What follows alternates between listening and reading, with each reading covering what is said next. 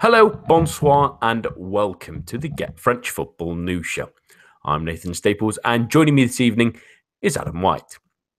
Snow is falling all around us, but the football will keep us warm, and it certainly did in France this weekend, with no result having less than 2 goals in it this weekend. A fantastic little stat for you. A nice little early Christmas present for us all. But before we delve into the action, it's time for the latest headlines. Strasbourg built on their big win at home to Paris Saint-Germain last week by possibly surpassing that performance in a superb 3-0 win away to Bordeaux on Friday night.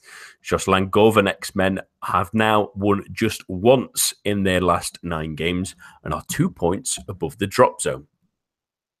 PSG safely recovered from that loss with a solid 3-1 win against Lille. Kylian Mbappe, Angel Di Maria and Javier Pastore all on the score sheet for the hosts, who were without Neymar due to a leave of absence for the Brazilian. In the multiplex, Monaco came from 2 goals down to beat Troyes 3-2. Hun Yun-suk's double gave the away side an unlikely lead, but Mathieu Deplange's own goal then allowed Guido Carrillo to notch his own brace to steal the 3 points for the champions. Guingamp thrashed in form Dijon 4-0 after the away side saw Oussama Haddadi sent off after 12 minutes, while Toulouse finally got out of their recent funk with a strong 2-0 win over high-flying Caen. Metz earned only their 5th point of the season by drawing with Rennes, as Angers begin to drift a little with them, as they could only manage to earn a point against Montpellier in a 1-1 draw. On Sunday, youngster Hassim Amra, I can never say this name properly, Aouar, when I read it, it's an awful one, inspired Lyon to come from behind away against Amiens with his double, earning his side the win in added time, while Nice also recovered from a goal down at Nantes to win 2-1. And in the weekend's final match, Marseille brushed aside Saint-Etienne 3-0 with Ronel Pierre-Gabriel seeing red after 50 minutes. The Les Verts now sit 15th with just 1 win in their last 10 games and are looking over their shoulders at the drop. In European news, Paris Saint-Germain have drawn Real Madrid for the knockout stages of the Champions League, while in the Europa League draw, Lyon will take on Villarreal, Marseille face Braga, while Nice take on Lokomotiv Moscow. And that's all for the news, but remember, to stay up to date with all your French football news, head on over to our website at www.getfootballnewsfrance.com and follow us on Twitter at GFFN. We start this week with the draw that we saw earlier today, and my word, Paris Saint-Germain could possibly not have picked a worse opponent to face in the next round. I'm pretty sure a lot of players and the management team at Paris were not too delighted that their name was drawn with the current champions, the team that also have won it in back-to-back years, the team that have also won it in 3 of the last 4 years, Adam. We were saying that Bayern Munich would be a big test, and obviously they at least partially passed that with their home performance. But if there was really a test of their mettle for this season in the Champions League, it couldn't be bigger, really, could it? No, it couldn't. And I think there's a bit of irony here in that PSG spent, the first half of the season trying to win the Champions League, but it's really their only objective for the up until the knockout stage of the Champions League, especially since their lead in Ligue opened up, I should say, to the point where it looks like they're not going to be caught, and it would be, even though Monaco are out of European football and Thomas Lemar's back, there's a glimmer of hope. But even so, PSG should be comfortable with that lead, and this was their only objective. And they go and win the group, having messed it up last season and finished second to Arsenal and drawn a really good, obviously a very difficult side in Barcelona, and they went out. They were even tweeting #FinishFirst on their Twitter account before the Bayern game. And, to go and win the group, they did well to win the group, winning that first game against Bayern 3-0. They were poor in the return leg. And then to draw Real Madrid, having, achieved that goal, it's almost laughable that and then Bayern go and draw Besiktas, which is the kind of draw that PSG are after in this sort of round, because one of Emery's, One of Emery's key targets this season is obviously to progress in the Champions League. It's the only real target PSG have. So yeah, it really couldn't have been tougher, and it's sort of rather unfortunate they spent all this effort in winning their Champions League group, and then it really didn't matter in the end. I think this is going to be a really tight game. I've been saying, as I'm sure is hardly a new opinion, but I've sort of been thinking for a long time in this European season that PSG would end up playing Real Madrid at some point, and they would lose to them. I thought I actually had a feeling like being in the semis or the final. I felt like they would do pretty well this year, but they would get knocked out. And I have a feeling Real Madrid, my personal pick, despite their poor La Liga form, to win the competition again. So I really think this is a very, very difficult tie for PSG. And given that although they've got a little bit of time to work out their sort of issues that they've got at the moment, it's obviously the first look's not until February. But I think as it stands, I really think that they would struggle against Real Madrid to even give much of a too much of a to put too much pressure on them. Is probably the best way of putting it. Me and Eric wrote in our piece for the Guardian this week about the fact that Emery's losing control on the squad a little bit, and it feels like they're the ones sort of controlling him. And Emery's struggled to sort of impose sort of a discipline on his team, and it really shows in sort of tighter encounters where the lack of rigor and discipline really is exposed. And as it was against Bayern last week, and as it has been a number of times in Champions League, and I really feel like Real Madrid are the team to really ram that home, if you like. So yeah, it couldn't have been tougher, and I think as it stands, PSG would be going out. Yeah, there's a real worry in this one. I mean, the better part compared to last season when they did face Barcelona, obviously, is that at least the home leg is the second tie, so they might fluff it up beforehand and might make the recovery this time. That might be the positive, because they've still not lost at home this season. In fact, they've not even drawn at the Parc des Princes yet, so it's showing that they've got something there at least anyway to sort of hang on to. But yeah, you start to think of all the opponents they could have faced.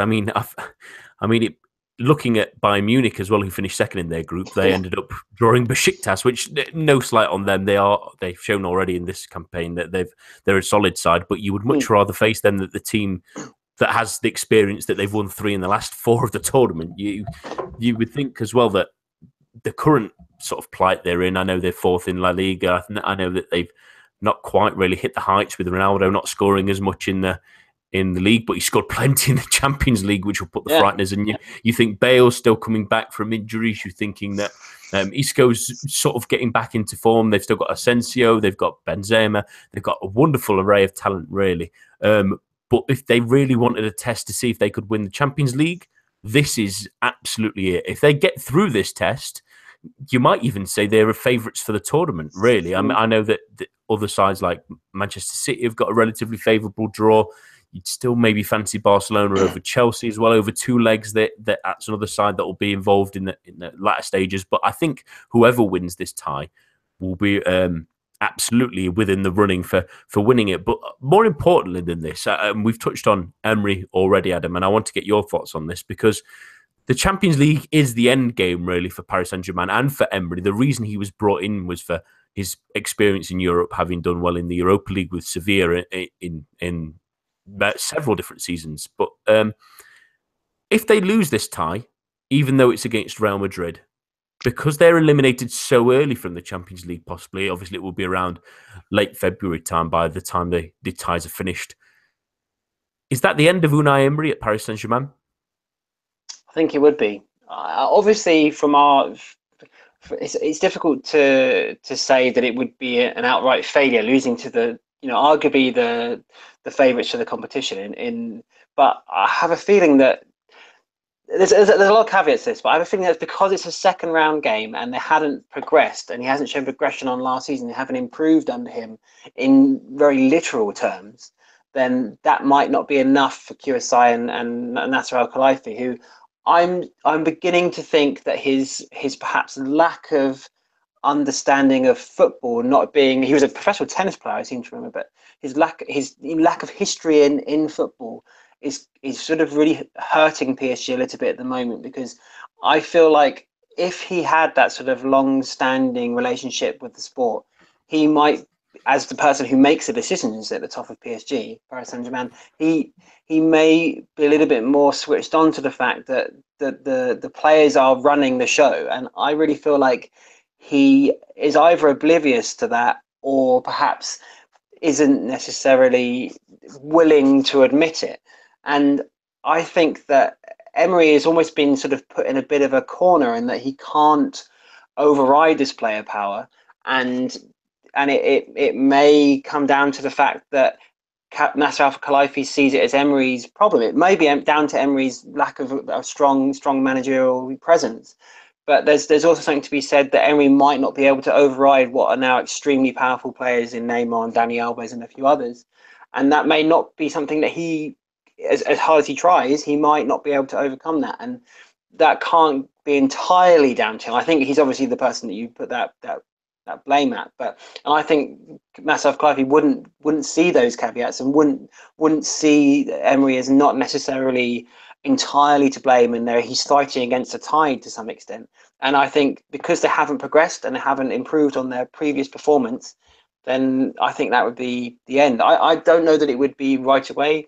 I think that the way PSG did it with Laurent Blanc, and I think they might do it here, is wait until the summer and perhaps see how it plays out a little bit. But I think when it came round to June and July, perhaps during the World Cup, when it's sort of swapped, not as big a news, then he might be moved along if they were to, especially if they were beaten, comfortably. If it's a close game and, they really show that they're capable of competing against the biggest sides in the competition, then he might be all right. But I really think he's working on thin ice as it is. And I was honestly surprised he stayed last summer. So I think everything is kind of going against him at the moment. I think it was L'Équipe said there's an abyss between him and Neymar at the moment, and I think in a battle between those two, there's only really one winner. If Neymar's not happy, combined with the fact that PSG aren't performing as the president or QSI would hope, then Emery is the man to foot the bill, if you like. So I think he's made mistakes and he's something he could change, but I still think that it's going to be very difficult for him to sort of change that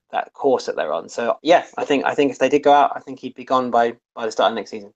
Yeah, I think he was saved by a better second half of the season after that Barcelona defeat. I mean, they looked a little bit better in league, but it's really hard to judge given that obviously their end game, like we mentioned, is the Champions League, really. And I thought at the time of the appointment, it seemed like a strange one, really. I don't think he ever really brought the Champions League experience they felt they needed. And at the same time, thinking about the squad and the Brazilian clique we had in the past, and now this sort of Neymar black hole they have now, which is a player, obviously, Unai Emery is not going to say no to, but he's not a player he's asked for necessarily. He's not gone to the ownership and go, get me Neymar. That's the kind of player I need to improve this team, because that's really where they didn't need the fix. But the shame in this sort of scenario in modern football as well, and it's a problem we saw, albeit briefly, at least publicly, in Chelsea when they had Andre Villas-Boas as well, where the squad ate him.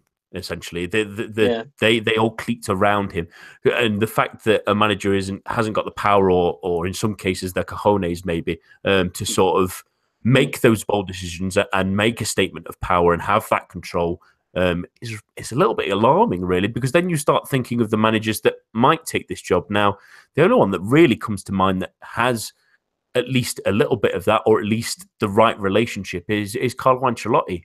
He's been before. Yeah, exactly. I mean, you think of all the other big name managers. I mean, Thomas Tuchel had butted heads at Borussia Dortmund with management, and that might be a similar scenario that might put PSG off, and some players have had doubts on him as well at that club. You look at maybe someone they might try and poach. I'm not really certain of who they can really go for, really, other than those two that are already out of work. I mean, unless someone was to leave the club, maybe a Klopp if he's done with Liverpool, or if they wait for Pep Guardiola to finish his 3-year cycle at Manchester City, if that was to come to pass as well. It's a difficult scenario. It's maybe would they go for Diego Simeone, or would he be too demanding for those players? Because again, a lot of them seem to like the easy life a little bit. Not saying that in the harsher terms, but there's plenty of players that sort of coasted a number of times, especially this season, even though they are coasting to wins at the same time. But a tough one for him and a real tough draw. Yeah, I think Diego Simeone would be a decent bet just because of the style that he has. I feel like PSG need a manager who is almost going to be a bigger personality than them and is going to run the team, and it's either his way or no way, if you like. So and that's what Lot Blanc and Emery have lacked, and they need a manager who's going to, for better or worse, be in charge and give them that winning mentality and really push them. There's no fear for PSG. They coast to league victories for the most part. Monaco being an aberration last season, and there's no sort of that winning mentality just isn't there. And I think Simeone might be the man to provide that. So that might be a decent shout, but it's yeah. I'm just imagining that fiery Argentinian having a bit of a screaming match at the likes of Angel Di Maria and, and Neymar. Yeah, exactly. Maybe them shrinking. Up, yeah, maybe they might shrink a little bit under someone so fiery as someone like Simeone. But we'll have a quick discussion of the Europa League draws, and they were all pretty interesting ties, really. I mean, Lyon will take on Villarreal, who've had a good start to the season. Cedric Bakambu coming back to France, who's been excellent this season and really banging in the goals for the Yellow Submarine. Marseille take on Braga, who are a decent Portuguese team. Obviously, they're slightly behind the other three teams in Portugal, but they always give a great game, and they have a fantastic stadium as well. I love that picturesque sort of rock face that they have in there, just on the side of their stadium. It's a quarry, isn't it? Yeah, it's a lovely stadium. And Nice face a side that were in the Champions, have had a good season so far in Lokomotiv Moscow, and going to Russia on those early kickoffs can always be a tough ask as well. What do you think to the three draws, really? Are these favourable for all the Ligue 1 sides, or are these as even as possibly you could have got? I think they're really exciting. I think I agree with you that they're definitely three really exciting games, and there'll be three hardly fought games and sort of well contested. Of the three, though, I think Villarreal is come to be the toughest. You mentioned Bakambu there is having a great season. Carlos Bacca, Nicolas Sansone is a player I like, who's been in and out of the side. Trigueros in midfield. Bruno's been injured this season, but he's a very, very good player, assuming he's back in time for the tie. And they're a very, very well organised team, even without the manager who's gone to Valencia now. I forget his name. Marcelino. Marcelino, thank you. They're still a very, very organised side and a very, very, very effective team. And I think that would be the most difficult of ties. But apart from that, I'd expect Nice and Marseille to go through. I think Braga aren't necessarily the side that challenged the top three in Portugal perhaps 5 years ago. They were beaten to fourth place by Vitória Guimarães in Portugal last season, and we know how Marseille got on against them, which wasn't great. So that there's a caveat there. But in a straight knockout tie, I'd fancy Marseille's superior quality to come through. And as you said, it would be great to see them go to that Braga stadium. It'd be really, really interesting to see them play there. But I think in terms of general quality, I think Marseille would have the edge there over Braga. And Moscow as well. I think Nice are really coming good at the moment. They're up to 8th in the league. We talked about them sort of being way off European pace and really sort of struggling. But given how tight the mid-table is in Ligue, and that win over Nantes yesterday was really good. I thought they played very well and deserved their win. They're up to 8th in the league and not far off the European places once again. And Favre's sort of got his team back together, and he sort of worked out how to work around those sales in the summer. So I'd fancy Nice, to be quite the force in the new year in the Europa League. So I think Marseille needs to go through, but Lyon it's gonna be a great game, but I think they might be outthought a little bit by Villarreal given their sort of youthful exuberance that Lyon have. But three really good games nonetheless. Yeah, I have a feeling, especially for Nice, that they seem to be getting back on track. I think the win at the weekend and the last couple of games have shown that they're gaining some kind of momentum. And in the Europa League, they have been relatively good, to be fair to them. Although the two games against last year were a little bit of a struggle. And my fear for both the other two teams, I still fancy Marseille to beat Braga, but both of them might switch their focus to what we'll discuss later in the fight for sort of the second place in the automatic Champions League place. That might take on more importance as the deal goes on, especially when you start looking at some of the teams that are in the Europa League draw. I mean, you look at Arsenal, you look at Borussia Dortmund and Atletico Madrid, who've fallen from the Champions League. There's some really, really strong teams that they could possibly be facing. And is it worth the effort to really push yourselves to that next level? I mean, you start looking at some of those other teams that are going to be competing, and you start to wonder whether it's really worth it. At least, anyway. Yeah, I mean, there's some great quality. And Napoli dropped. I mean, Napoli, Leipzig's a great tie. Both of those are quality teams as well. But Zenit have had a good start to the season as well. Sporting are a quality side as well. It's going to be tough, really. Lazio, even though they've lost this evening in Italy, are really a force at the moment and possibly even challenging for the title.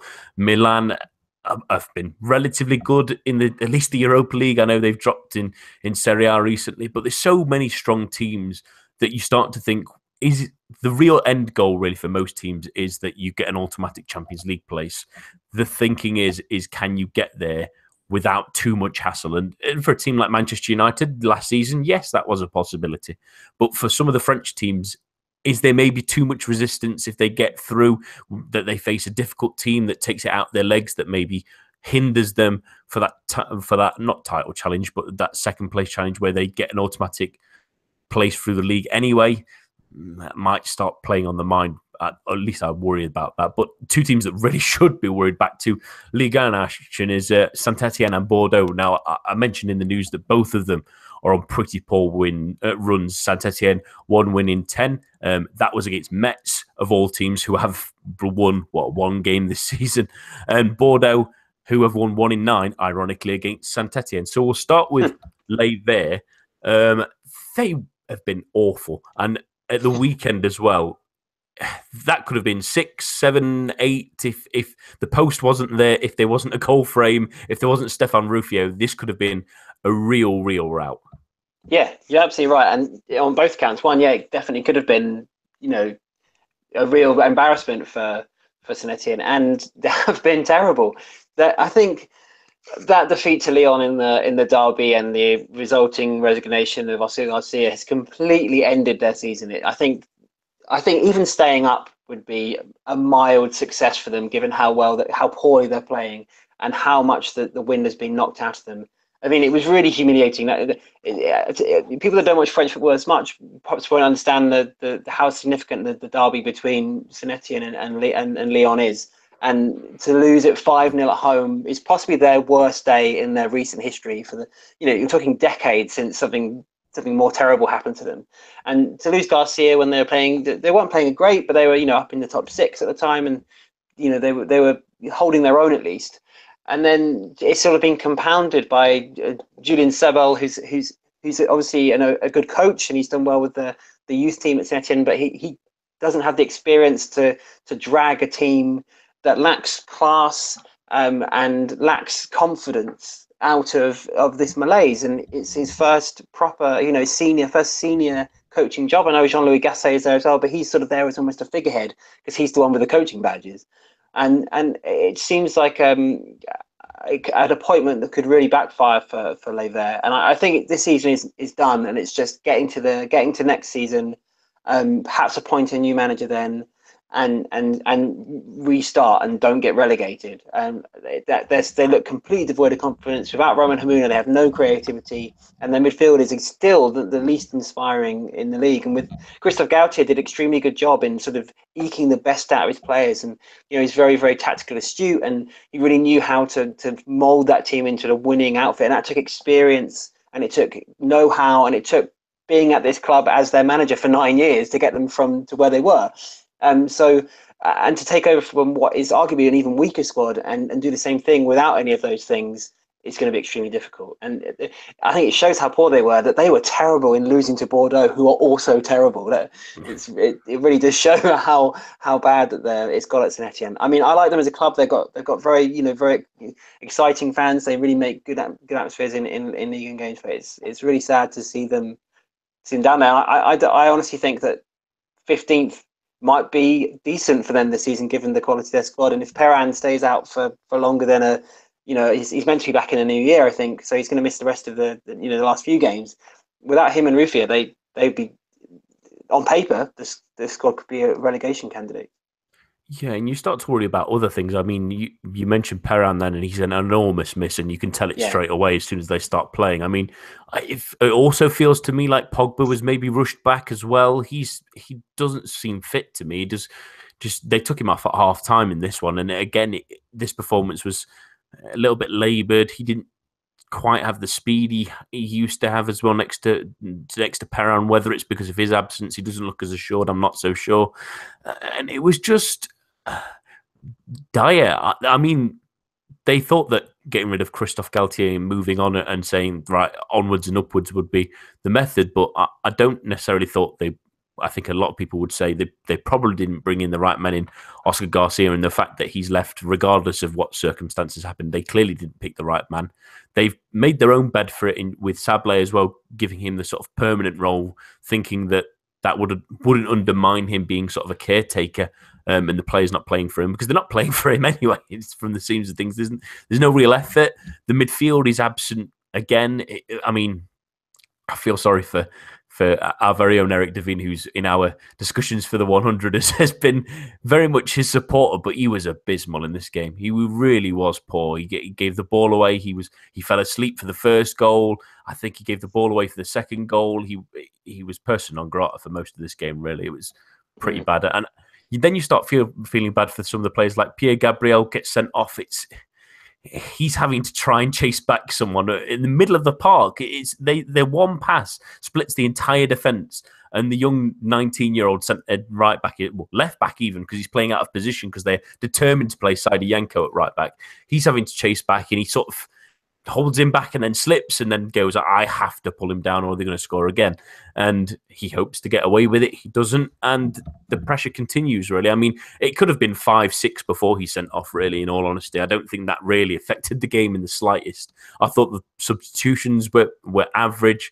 To bring on Mbengue for Bamba after 74 minutes tells you that they were trying to shut the door, at least anyway, from the looks of things. And yeah, they have nothing going forward at the moment. Dioni's not hitting the net, but he's getting nothing at all at the same time. The midfield it might as well not be existing, and the defence just looks poor. And you're right, if they didn't have someone like Ruffier, they could be in a much, much further mess. It's times like those that you thank you have a fantastic goalkeeper, really. Probably the best in Ligue 1, really, on his day. He pulled off some great saves in this one as well that kept them in the game. But on Friday night, and I hesitate to say this a little bit, but I think Bordeaux were possibly even worse. They were pretty bad as well. They again, we mentioned the last couple of weeks that they've been on a slide, but once you start looking at the statistics of it, you start realizing how bad of a slide it's been. And at home against Strasbourg, even though they beat Paris Saint-Germain last week, you think that's not a bad game to try and recover something, but they were awful. Yeah, they were. I think they were terrible, and I think there is something to be said for there being even worse than Saint-Etienne this week. But I would like to give, just before we tear Bordeaux apart, and they do deserve it to some extent. Strasbourg were great again, and they were fantastic against PSG and deserved this win too. And Bahoken with another goal was wonderful. The St. Mirren hero that he is. They were really good, and they sort of worked out how to play in this league, and they've worked out what they're good at, and they're sticking to it, and it's working. And it's really tight. Sorry, I was just going to say, Leonard scored a fantastic free kick as well, and they were terrific on the counter as well.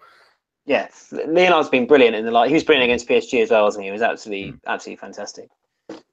But yeah, Bordeaux. I feel really sorry for Justin Gourvenec, but the fans were sort of protesting his continued presence as manager during this game, and I really think his time may also be coming to an end. We talked about Emery, but I think Justin Gourvenec, if they start the new year, in this same form, he won't have long at all. It's a real shame because he's just so well at Guingamp, winning the cup and taking them into the knockout stages of the Europa League. But this team has flattered to deceive ever since he took over, and although it was better than it was under Willy Sagnol, it really feels like that they're never going to achieve the promise that they have, and it's become one of the sort of perpetual stories of Ligue 1 that Bordeaux look good and then don't achieve what they're threatening to. And they snuck into the top 6 last season. I mean, they ended up playing relatively well, and they figured it out, but there was a long period where they were up and down. This is mostly down, but they were sort of they're up and down for much of the season and snuck into the top six towards the end. And based on their squad, they should be challenging those three sides that we'll talk about in a minute for second place. Not necessarily finishing second, but they should be competing with Lyon, Marseille, and Monaco. And perhaps one thing that really stood out from this game is that it shows how important Malcolm is.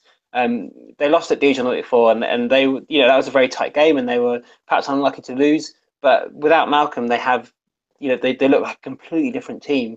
And his sort of class and that brilliant goal he scored against Dijon, they need that kind of thing to keep them afloat. And without him injured at the moment, they're going to struggle. I just question a lot of things on this team at the moment, really. Gourvenec just cannot decide what he wants to play as his team. I mean, Carrick came in midfield this week. It's one of his first appearances of the season. He does not know what he wants to play. At any point, he started Varda and Cafu for some reason. I mean, Sankare came on and changed the midfield because Otavio in the first half wasn't playing particularly well and giving silly fouls away. And ironically, Sankare's foul gives a Leonard's free kick. But I think the real statement and the real worry was Martin Terrier's goal. I mean, I don't think he really went out of third gear when he was running. He didn't look like he was going that quickly, but he absolutely teared through that defence like he was a hot knife through butter. I mean, how can you defend that kind of defending, really? I mean, Toulon didn't even think about going for him. The other centre-back, Jovanovic, was nowhere near to be seen. And Martin Terriers all of a sudden threw on goal and thinking, okay, I'll score if you want me to, really. It was inexcusable, really. And a lot of people already know that I'm very defensively biased, but that is appalling at any level, really. If we were seeing that in conference football here in England, we'd be shouting and screaming because it is, frankly, awful. He's been given the vote of confidence this weekend, Jocelyn Gourvenec, for his job, and we did mention that he has had some success at Guingamp, and we felt like he needed that step up. But I think that after a year and a half, we've sort of seen enough of what he can really do with his team. I mean, he's had the time to bring in his own players. He's had time to establish his own systems, and nothing's really worked. He's never really worked out a goal scorer. He's relying now on the magnificence of someone like Malcolm to pull something out of the fire more often than not. He can't get the balance in the midfield right. He decided not to bring in centre-backs, which seems to be a theme on loads of teams at the moment, really, that they just don't want to invest in defenders. And they paid the price against a Strasbourg team bored by the result last week. And from the second minute onwards, when Bahoken did score that goal, they caused problems. They should have scored a fourth with a header that hit the bar. They had numerous different chances where it could have been, again, 5 away from home, which is, as we mentioned briefly, it's a terrific result from Strasbourg. I think they played better than they did against Paris Saint-Germain. I thought they were brilliant. And this is a real boost for them. It reminds me a little bit of the little run we saw from Caen, their first season back up, where just before the winter break, they had 4 or 5 really good results. And that carried on into just after the winter break, where they got into form again. And that essentially saved them from relegation. And I just feel that's where Strasbourg are now as well. But this Bordeaux team, again, you start looking at that table for both these sides, really, of Saint-Etienne and Bordeaux, and both are only 2 points away from the drop zone at the moment. And that's from the relegation playoff, at least, anyway. And there's teams like, you look at Troyes, who almost won at the weekend. They could have gone both. Toulouse got a win there, only a point away from them. Strasbourg went above them. Dijon could have soundly beaten in the end, but they've sort of hung around there. Guingamp won, so they went above them as well. It's very close in that sort of lower mid half of the table. But are both of these starting to look over the shoulders? I mean, if something doesn't change quickly, they could be in real trouble, couldn't they? Yeah. I think, though, for Bordeaux's point of view, it is really worrying. But I think that, I know that it's a bit of a cliche to say they're too good to go down, but they do have the quality to sneak the odd win here and there. And there are several sides still in the league that are worse than them, but they are very much looking over their shoulder, and that's the kind of the point that they really shouldn't be in this position at all. Like they're probably the 5th best squad in the league on paper, at least at the start of the season. We were talking about them challenging for a Champions League place or an automatic Europa League place. So yeah, they are looking over their shoulder. I think they'll be okay, but the fact that they're even in the question is ridiculous. And you're absolutely right. defensively absolutely terrible, and something does need to change. And change quickly. But we'll talk about teams that are really succeeding, because the fight further up for second, with the three teams now on 35 points in Marseille, Monaco, and Lyon. They're all separated by goal difference. Really, it's a little bit further for Marseille, but Monaco and Lyon are only a goal in between them at the moment. All sides won at the weekend, but we'll start with Monaco because it was a bit of a tricky one, and it wasn't the greatest day for Daniel Subasic, who's really to blame for both the Troyes goals, but a testament to maybe Monaco turning a corner by fighting until the end in this one and eventually getting that win thanks to a double from Courier. Yeah, I think this is the type of performance that Monaco, perhaps this season anyway, have lacked. That a couple of their wins have been sort of very blowout wins, and they've gone and really thrashed people. And there have been times when they haven't shown the fight that they had last season. And I think it's really important for them to prove that that when they're not necessarily on form, they can still win games and they can still beat sides who are going to make it difficult for them, which is what they did really well last season. They just overwhelmed teams, and obviously they don't have the players, as we discussed many times, that they do before. They had last season, sorry, and they're going to have to do it in a different way. But this is one of the first signs that they've proved that they can win in a different way, and they don't need to be that freewheeling Mbappe, Bakayoko, and Bernardo Silva team to win games when they're under pressure. So yeah, I think it's really important for them to win games, and it's a massive confidence boost. But huge to the team is Lamar returning as well. I mean, it wasn't he wasn't at his best, but you can see the influence that he has as soon as he's in the side, and the combination of the two, things are looking up for them. And Eric made a really good point that without European football now, they finished bottom of their group and players are turning like Lamar, then the title race isn't necessarily done. And although that it's a long shot, it's a valid point. And if they're going to catch PSG, they're going to need to win games like this. And so yeah, I'm really happy that they were able to show that they've got some some gumption, and they can come behind against Troyes, who are a very tricky side to play against sometimes. And they've got some nice little players, and that I hope anyway, because I quite like following them, especially after their nightmare that they were up before, that they start the season. So yeah, a really good win, and it's really nice to see Monaco proving that they've got the sort of mental fortitude to win these really tight affairs against tricky opponents. Yeah, it was nice to see Troyes being a bit more plucky in this one. I mean, they were incredibly lucky, really, with the two goals. Subasic sort of palms it straight into Suku's in front of him, the first one. And the second one is an awful attempt in a clearance that hits the Korean international straight away, and he just about keeps it in play to notch it into the goal, which is impressive for him. 5 goals in this season. That's nice, a return that Troyes really needed. But it was really important, I think, for Monaco to get this one. And what I'm really enjoying, because I didn't think it was technically possible, really, is the resurgence of Guido Carrillo and his sort of importance to the team when he does come on and play at the moment. He's had a couple of games where he's really had a real go, and you start thinking that at the moment Jovetic is out, Keita Balde's not hitting the ground running, although he had that excellent shot in the first half where he used his body well. It's just brief moments really from the former Lazio man at the moment, but Carrillo's making an impact for himself, and this was something that was lacking in his first sort of 2-3 years, that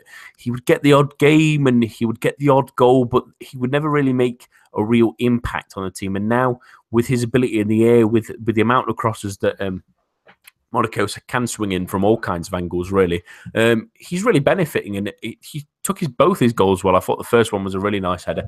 The second one, opportunistic. He's clearly more confident than we saw last season, when he was sort of fourth choice behind Germain, Mbappe and Falcao. But it's great to see him start scoring goals, and hopefully maybe he can be an outlet for them this season, when again he may have expected to be fourth choice again, really. So it's a real positive for him. But onto a side that again needed to come from behind was Lyon.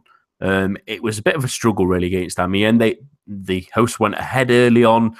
They had a couple of good chances. They obviously had the penalty as well near the end when it was 1-1 and Kakuta hits the post.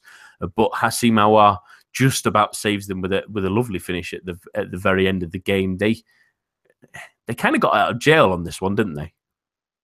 Yeah, they did. It was a very sort of similar story to Monaco to some extent. In fact, that they came up against a tricky promoted side who are proving their worth in the league and showing that they can be competitive and are very sort of awkward to play against. And I think this is another situation where I would like to give some credit to Amiens, who again, were absolutely fantastic for long stretches of this game and possibly didn't deserve to lose. We mentioned Troyes, went into the lead against Monaco through a couple of poor errors from Subasic, but Troyes for Amiens, were absolutely brilliant in this game and thoroughly deserved their lead. And this game really could have swung the other way with Kakuta's penalty miss when he hit the post, and then obviously, as you mentioned, went up the other end and Aouar scored.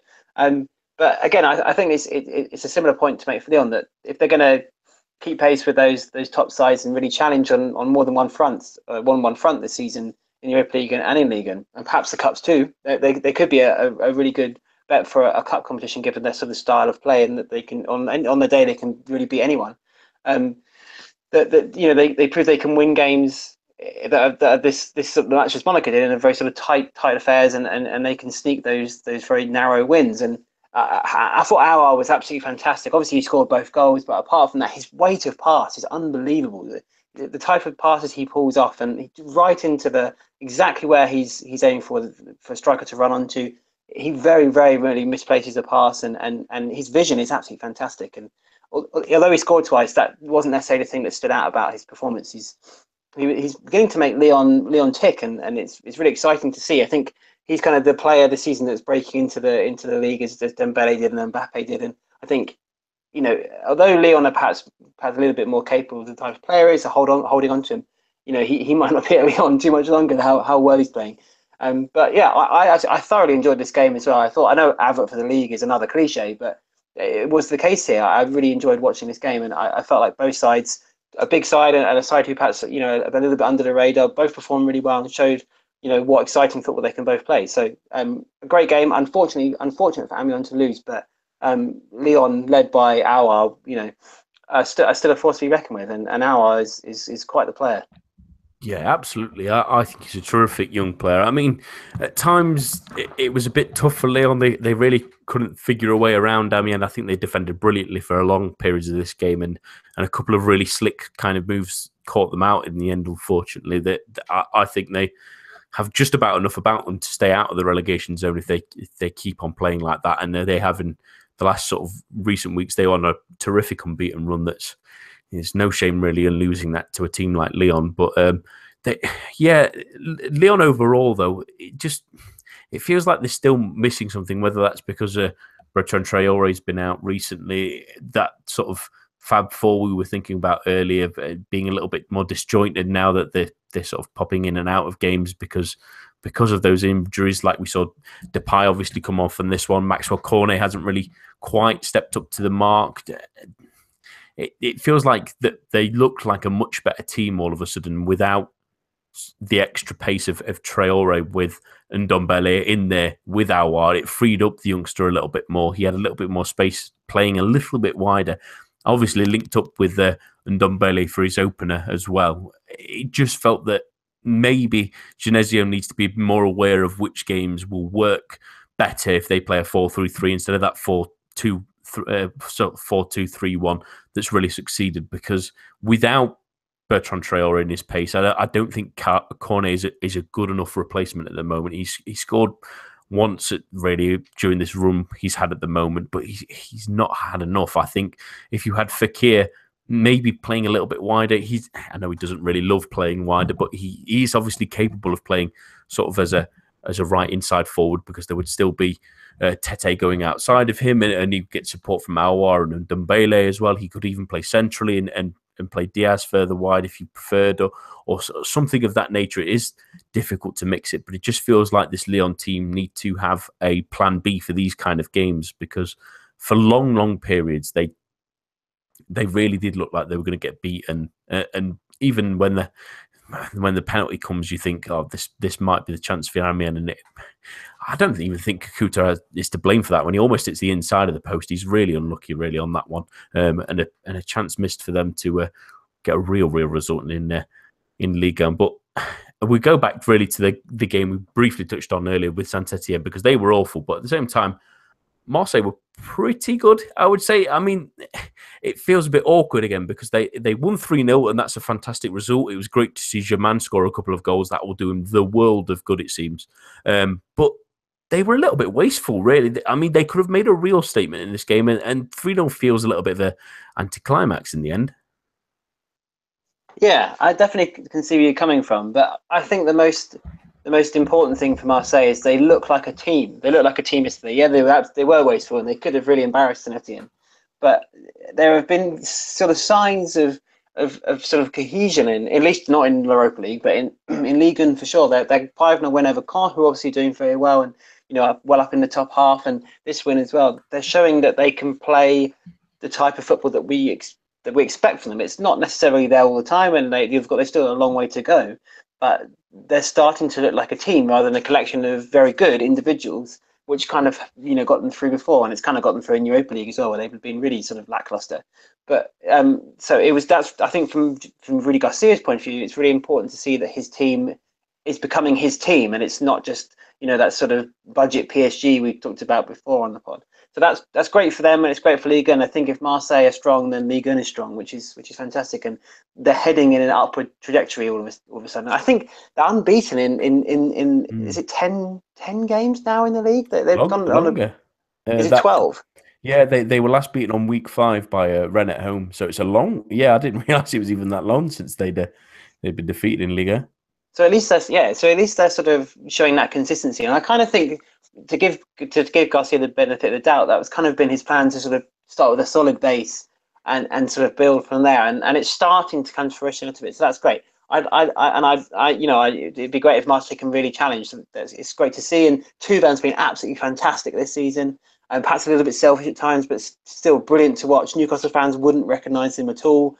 Payet was injured and I think struggling to come back, and he's played the last 7 games, I think, and he's sort of starting to look like he's coming back to form a little bit. It was good yesterday. Germain's 2 goals, again, as you said, would do an absolute world of good. But Troglu's been disappointing to say the least. But again, I think he's struggling with fitness too. But I'd really love to highlight Luis Gustavo, who has been utterly fantastic since signing from Wolfsburg. He's sort of he's running the team at the moment, and in the Europa League against Salzburg, although it was a bit of a dead rubber for Salzburg, perhaps without Luis Gustavo's dominating display, they might have perhaps lost that game and sort of fallen out of the Europa League, which would have been a huge blow to them. So he's proven to be an absolutely fantastic signing, and at 30, he looks like the man. Basically, he looks like he's sort of matured into the midfield role, and he really controls games. And for a Ligue 1 side, that's huge. And for Marseille, he's become a real talisman. So I'm loving watching him play. He's such a good player. So fantastic on the ball, and looks like he's a leader for that team. Which play the younger players like Lopez, who's 20, Zambro, at least only 22, Sanson 23. They can really use that experience and his class. So Marseille look good and led by Gustavo, and I'm really excited to see how his role in the team develops, because he could become a real hero for Marseille, although it's late in his career. But you never know, he could be there sometime and really become a real velodrome sort of hero. He's been fantastic. Yeah, that's the interesting thing really about this run, and I also want to give a little bit of credit for Ocampos, who scored again coming off the bench. He's been surprising this season. He does seem to slowly growing into these games really for Marseille, but even though there have been sort of questions about them several times this season, they are still picking up results. I mean, since that Rennes game, you start looking at the games that they beat Amiens and Toulouse relatively comfortably. They were great against Nice. They were pretty lucky against Strasbourg. They were really good against PSG, but obviously ended up drawing. Again, they were lucky at Lille, maybe to just nick that 1-1-0. Superb at Caen. They were a little bit lucky again at Bordeaux. They struck in the last couple of minutes to win that game. To draw that game even. Metz is a dead rubber for anyone. They sort of snuck past Guingamp 1-0 when they probably should have won better. The one last week against Montpellier, where they in all honesty, maybe that could have got away from them, really. They were incredibly lucky to draw that one. And then I think everyone walks over Saint-Etienne at the moment. But I think the real test for them, and we'll discuss more obviously on Thursday, because it's a cracking game coming up as they head to the Parc OL to take Lyon. on. It's a cracking game. That is. I think Mm. that's going to be their watermark at the moment. I think the Paris Saint-Germain test was the obvious one of saying this is where their level is at this moment. But after this sort of run that they've gone through, all these sort of more mid-table to lower table sides that they faced recently, that they've gone either it seems like a different on a weekly basis. They either smash through them or they really, really struggle to get the right result, but they get some kind of result at least anyway. This is going to be their watermark with Lyon on a good run as well, although it's stuttered a little bit more recently. This will sort of decide which of these two sides is really going to head into the winter break thinking, yes, the second place is on. We can fight. We can be the team to fight with Monaco for that place going into the second half of the season. And it just feels like if Marseille can pull it off away from home, especially, then they're definitely in the race. If they can't pull off another win, again, they would feel like against a big side, they couldn't get the victory. They couldn't get themselves their nose over the line in a sense, especially after that heavy defeat in Monaco early this season.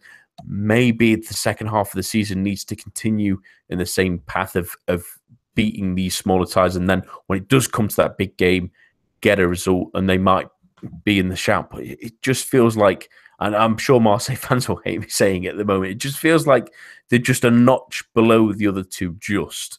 It just seems like they sort of squeeze themselves through games too often. And that will be the real test to see if they can really be contenders. Let's move on really to our Ligue snapshot now. And I'll give you free reign, Adam, to really talk about any kind of thing you saw in Ligue 1 this weekend that we've not already mentioned. I mean, there was a number of terrific games. I'll talk about a couple of sides I jinxed from last week's show, at least later on. But what's your Ligue 1 snapshot? I'm going to go with Angers this week, and a particular sort of facet of Stéphane Moulin's management. And it's the way he's using his sort of premier players, if you like, his sort of standout players. Carl Toko, if you look at their best players, you're talking Carl Toko Cambo is obviously runaway the best player. He scored a brilliant goal, team goal, played a couple of 1-2s, one with Baptiste Guillaume and scored the equaliser against Montpellier, which again they drew 1-1 and perhaps were looking to win. But the way he's used Ismail Traore recently, he's their captain and he's 31 now, but has long been one of their better players. And I felt he started the season pretty well. And he's perhaps physically he's quite imposing, but perhaps he's not the fittest or leanest of guys going into his 30s. And Moulin, to rest him, sort of dropped him for a couple of games, a game at Guingamp and at Troyes as well, which they didn't win either games. They lost 3-0 at Troyes. And since he's come back, he's looked really sort of off the pace and he's really looked really sort of lumbering and not the same player that he was before. And it's like it's interrupted his momentum. And I really feel like that kind of thing could come back to bite Milan, his sort of rotation of his team and his trying things out. And the goal that Montpellier scored is quite embarrassing from Traore's point of view. The ball sort of played across the area and he swings and misses the ball. And then I think, I'm not sure, it might have been Mukulele, perhaps but whoever, I actually can't remember who scored the goal, but they just tap it in on the line and he just looks embarrassed, just swimming and missing the ball, looking completely out of sorts. And he's done the same with Mangani. He rested him at the weekend. He's obviously, his performances have dropped from the start of the season when he was absolutely brilliant, and he was last season too. And I'm just worried that the same thing could happen there, and that could interrupt his rhythm. And it was perhaps something that both these players need to work through, rather than Moulin taking them out of the firing line and then dropping them back in. And if those two players aren't on form, the spine of the team is kind of in ruins a little bit, because Toko Kambi's good, but he can't do it all by himself. So I really think that going into the transfer window, they kind of need to settle on a team. Milan needs to settle on his team, and they need to stick to that formula that has served them so well. Set pieces, keeping the ball really well in midfield, counter-attacking, instead of mixing matching. Roman Tomo played in midfield this week, which seemed like a bizarre decision. I know he's played there before, but not for a while. And so basically, I really think Moulin needs to stick to his guns, have faith in his players that have got him this far. And I hate to see Angers get relegated. As we talked about in the pod, I'm a bit of a fan of theirs. So it'd be really disappointing to see them go down. If they can get Sheikh Ndoye back from Birmingham, he's not doing that great there. That would be fantastic. And they get the band back together and they'll stay up. But yeah, I think he needs to think about just settling on a team and having faith in those players, which he hasn't done recently. It's a shame to see players like Traore and Mangani drop off in form, perhaps as a result. So yeah, it's going to be an interesting second half of the season, and I really hope that they can put it together.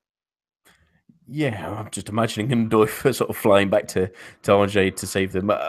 Yeah, it was strange. I mean, Traore's attempt to save that goal, it was almost like he didn't work out how a ball bounces. That was the strange thing, because it wasn't at all the most awkward ball in the world, but he made it look much more awkward, and it was Isaac and Benza who ended up bundling it Yes. in the net. But yeah, you start to worry now that they're 3 points off Lille.